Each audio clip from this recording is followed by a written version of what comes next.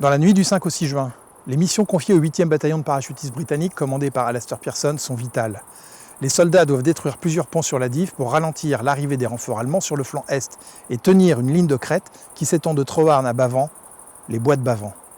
Alastair Pearson a une grande expérience du combat. Il a commandé le 1er bataillon de parachutistes en Afrique du Nord et il a sauté sur la Sicile en juillet 1943. À 29 ans, il est déjà une légende au sein du régiment de parachutistes. Mais surtout, c'est un des rares officiers anglais dont les Allemands qui sont en face de lui connaissent le nom et la réputation.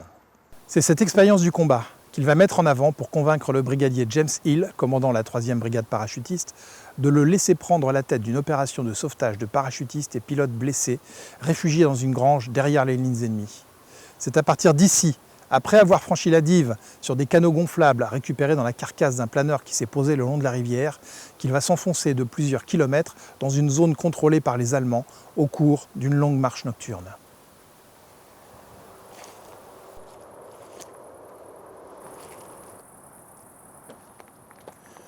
Pour Pegasus, un récit de la 6e Airborne, c'est Dejan Nenadov qui illustrera cette histoire qui met en scène l'un des officiers britanniques les plus décorés de la Seconde Guerre mondiale.